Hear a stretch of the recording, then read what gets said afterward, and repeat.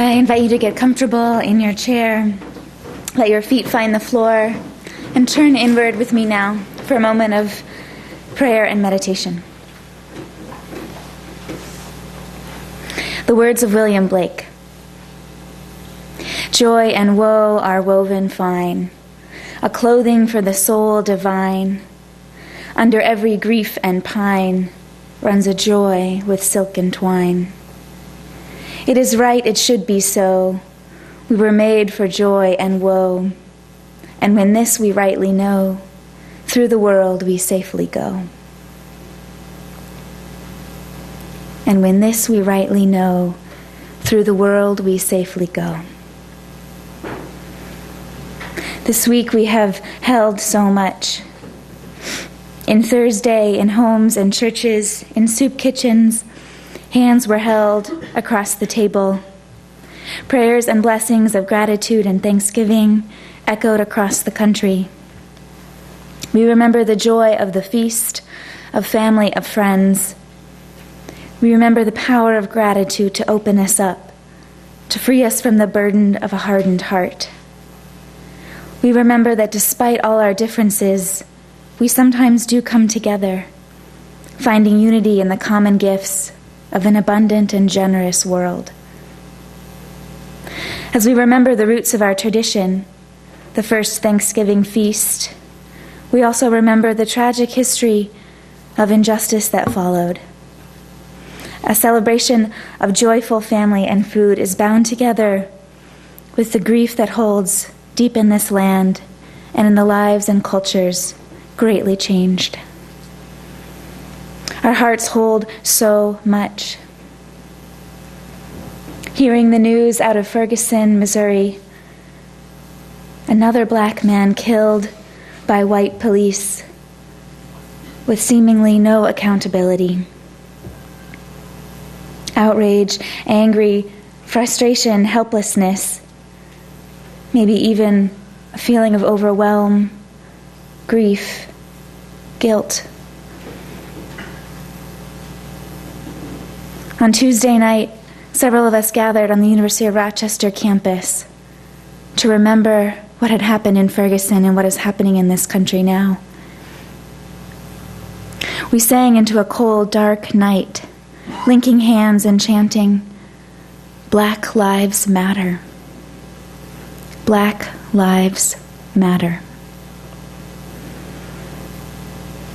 As we unhooked ourselves from arms scattering into the night, we gave each other a hug, a reminder that we are not alone, that this pain is not to be held by any one person. And despite the cold, we are warmed by the hearth of a common struggle for a world where no one is afraid to walk in the street. Our hearts hold so much. May we hold what is ours to hold and let go of everything else. May we know there is a love beyond all knowing that reaches each one of us. May we rest in that love. Amen. Blessed be.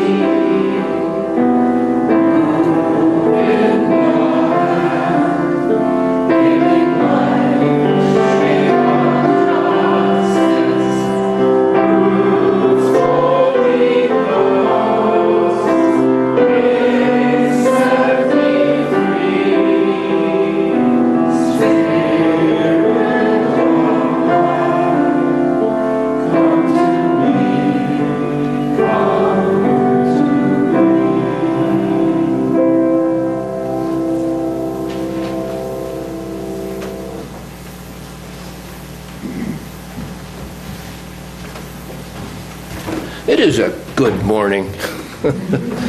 I recall, I acknowledge the fact that I so thoroughly enjoy having the opportunity to share words to me that are important with so many good friends.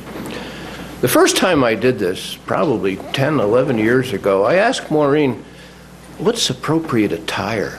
And she says, well, a suit and a tie would be good. So, thinking back on that, I got my... I haven't changed my identity. But, what does it mean to live a life with grace? When Kathy Keller asked me back in mid-October if I would address grace for the talk this Sunday, I agreed to do the service with absolutely no idea where I would go with development of such a topic. My last talk came really easily. The story of relinquishing control to 4 young Alaskan adventurers and letting events take their course. It turned out to be a pretty good story and a wonderful and valuable life lesson for me. It was on October 26th, just a little more than a month ago, Joan Barrett drew upon her personal experience to develop the theme of a renewal theme, which she entitled A Work in Progress. I felt that was a particularly effective approach and a sound message. Perhaps I might succeed in drawing heavily upon my own life experience to convey a meaningful message related to living with grace. The word grace carries an unusually complex meaning. Used as a noun, it suggests a way of moving that is smooth and attractive, that is not stiff or awkward. One might think of grace as controlled, polite, and pleasant way of behaving. It suggests the disposition to act with kindness, courtesy, clemency, and as well the quality of being considerate or thoughtful. Used as a verb, grace suggests decorating or adding beauty to something or to confer dignity or honor upon someone. In Christian theology, its meaning extends in a decidedly un-Unitarian way, defined as an unmerited gift of divine favor, which brings about the salvation of a sinner. To live a life in search of grace, encompassing the essence of these definitions, seems to me to be a worthy pursuit. Indeed, if there is grace in my own existence, what influences upon my life have contributed to this quality, and how have I conducted my life to capitalize upon those lessons and thus remain in the good graces of society at large? As well, I propose to examine what influences have drawn me away from my intent to live my life with grace.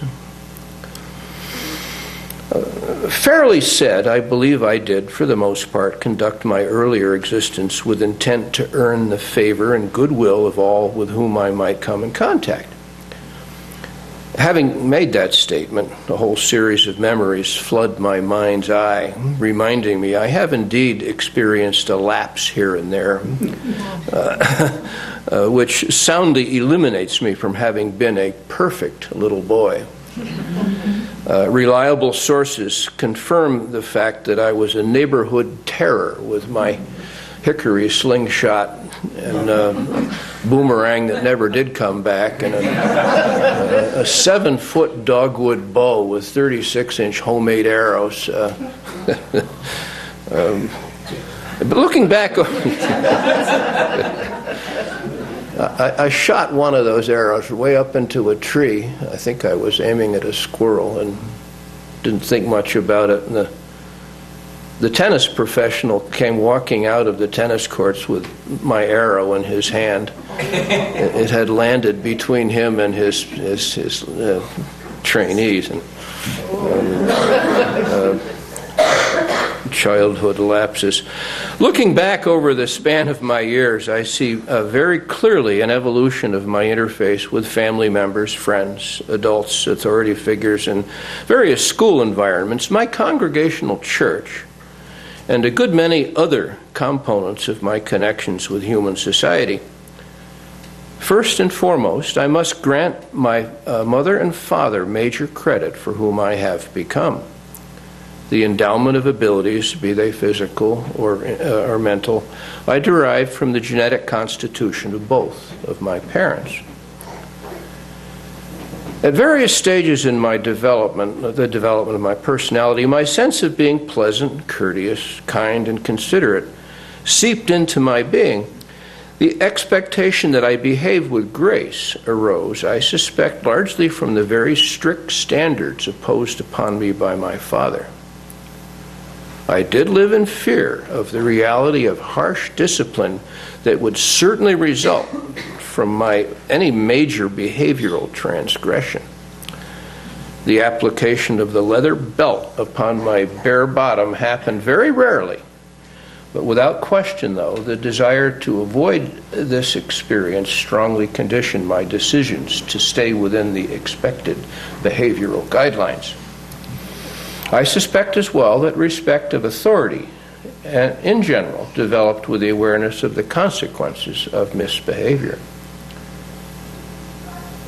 Seeking the approval of and wanting to be in the good graces of significant role models certainly developed as a result of my experience as a Boy Scout. The influence of my scoutmaster, whose son happened to be one of my very best childhood friends, I believe was far greater than I realized during those wonderful years of outdoor skill development and leadership training. I answered yes to one question posed to me during my Eagle Scout Board of Review without a moment's hesitation. Will you become a scoutmaster yourself? Indeed, my total of 9 years as a scoutmaster in Thomaston, Maine, Cordova, Alaska, and Naples, New York, provided me with one of my finest opportunities to impart a measure of grace in the lives of many a scout-age boy. The untimely death of my father from a stress-induced heart attack when I was 12 years old has exerted a powerful influence on my life choices ever since. I knew very well my dad was not happy with his profession as an executive salesperson. At an early age, I developed a determination to seek a career that I would enjoy. I conclude now that in a very real sense, work that generates a positive sense of self-worth and happiness facilitates that pleasant, positive state of mind associated with graceful behavior. When my mom remarried a few years after my dad had passed away, my life took a dramatic turn. My stepdad, the son of the founder and owner of a very successful investment business in New Haven, Connecticut, himself held a prestigious position as a bank executive in New Haven. During high school and college breaks, his 5 sons, my 2 brothers, and I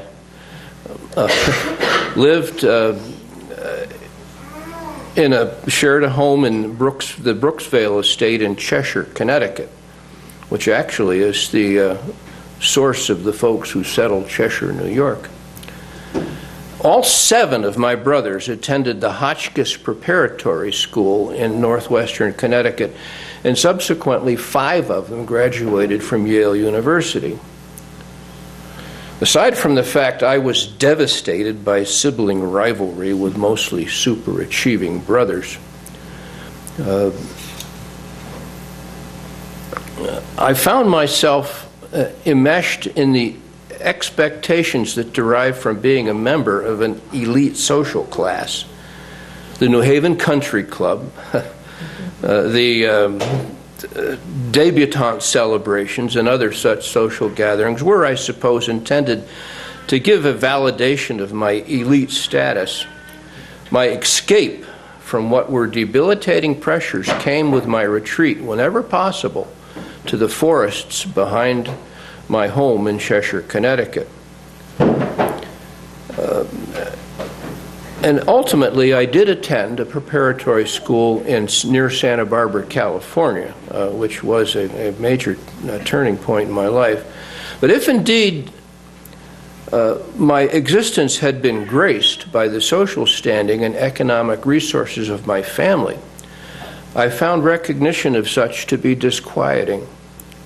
Then, and particularly now, I harbor a strong sense that having come from such a background does not make me a better person than those less privileged. The intense academic pressure of my chemistry major at Colby College in Maine and the expectation that I measure up to the successes achieved by my siblings caused me to dedicate myself initially to a grueling and narrowly focused academic study regime. Fortunately, I found compensatory joy in the outing club and in organizing the Woodsman's team. Without this outlet, I doubt I could have survived the academic pain I found it necessary to suffer in order to stay afloat with my chemistry major. The Woodsman's team then, and even through this day, serves as a significant part of my identity, and as such raises an issue with conducting a graceful existence. Can one engage in fierce competition with intent to win a contest and still possess grace? Certainly, when working with one's own team, kindness, courtesy, consideration, thoughtfulness, and a host of the other words associated with grace certainly can apply.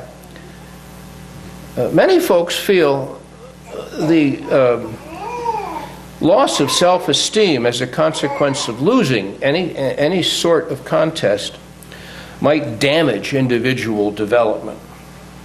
Much better in the eyes of some would be to orchestrate as conditions where everyone feels that he or she is a winner. Life, however, cannot always be like this, and I, for one, believe firmly in doing one's very best in a competitive situation, but doing so with as positive a character and with a universally good a set of values as possible.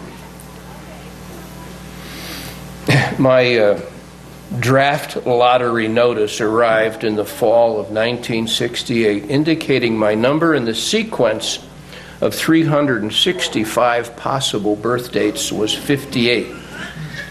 The previous year, draft notices had been issued up through 250 of the random birthday drawings.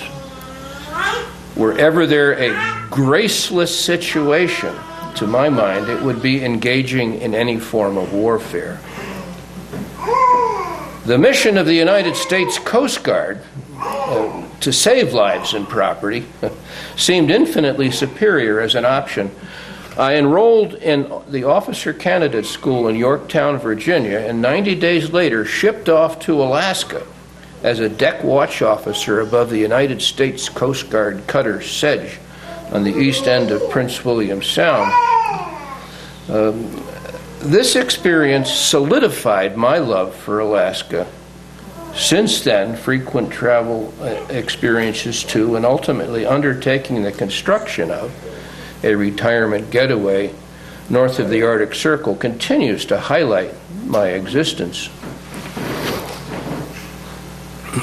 As my obligation for military service drew to an end, I faced three options: accept my promotion to lieutenant in the United States Coast Guard with promise of sea duty in Hawaii, accept the offer of work for the Cabins and Trails Division for the United States Forest Service in Cordova, or attend graduate school.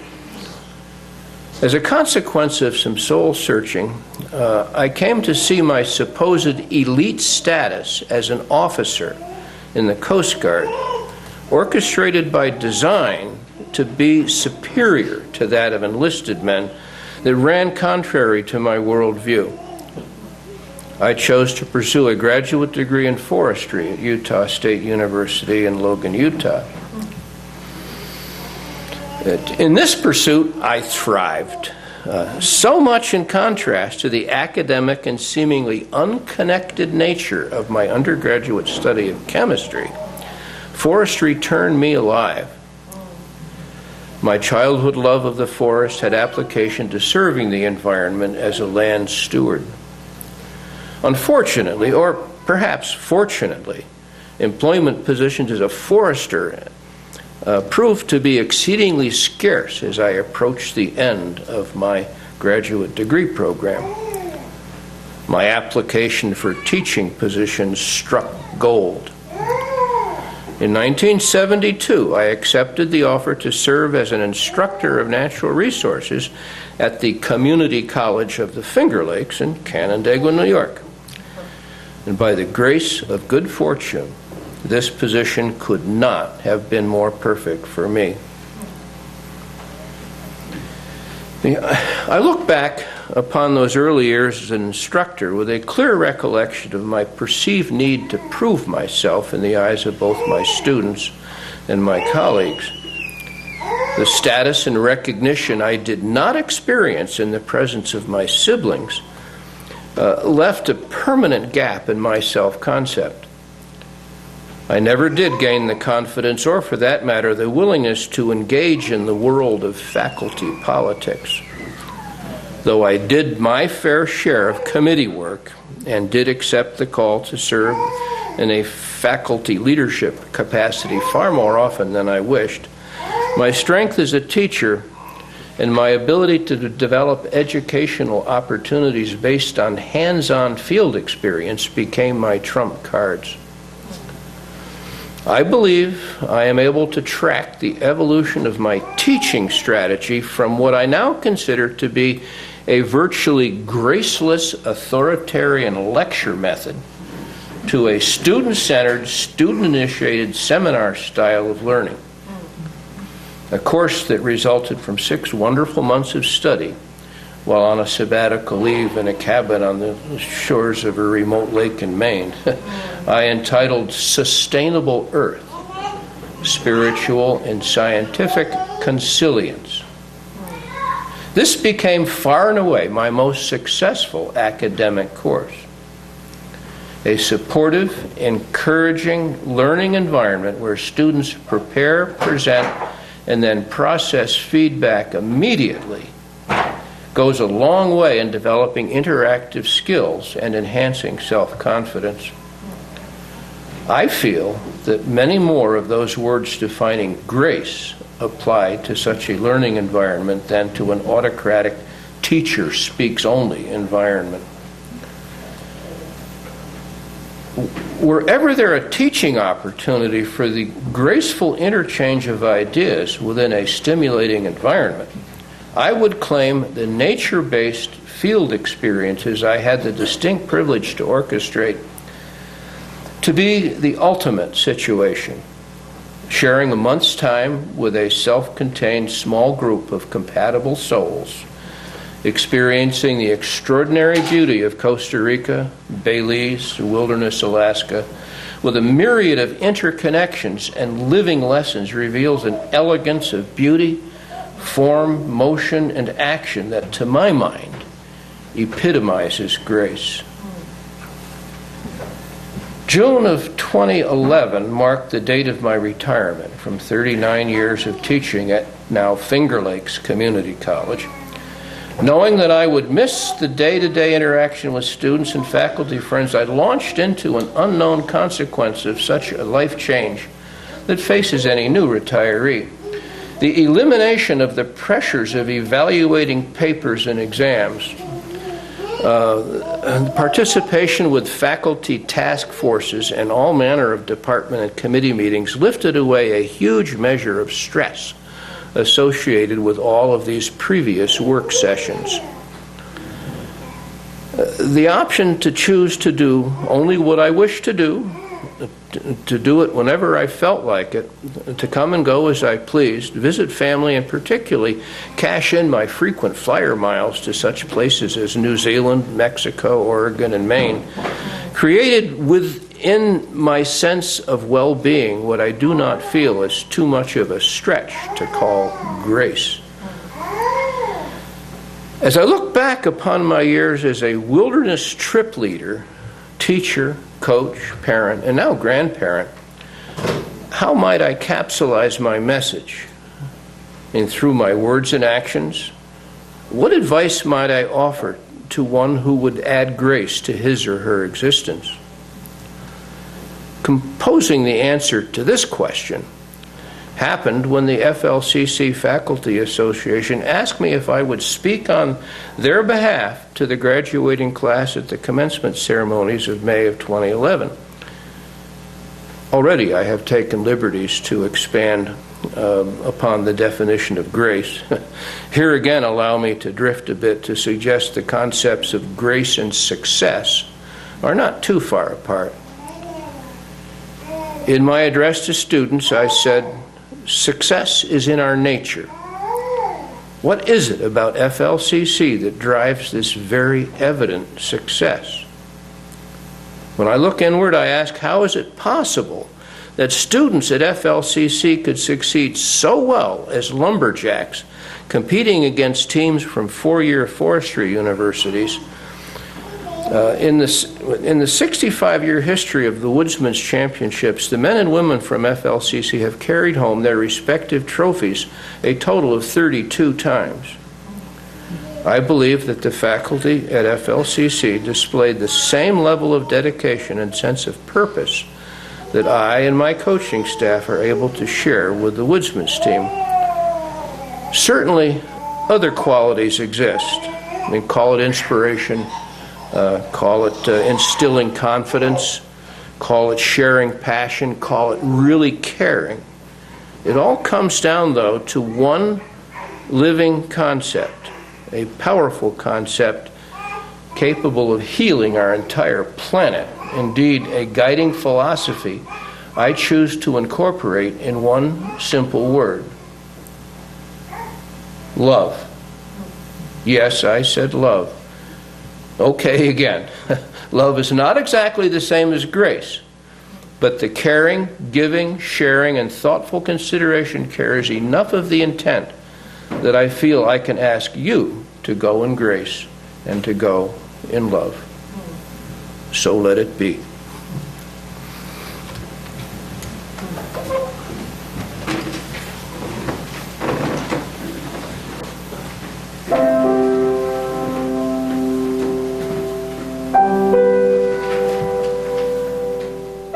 Join us for worship every Sunday at 10 a.m.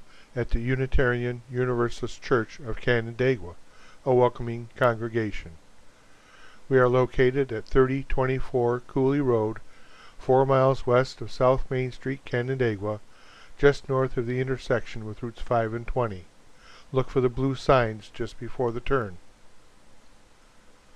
Your comments about this program or questions about the church are welcome at 585-396-1370 or at our website, www.canandaiguauu.org. Producer and editor, Daniel Brigham.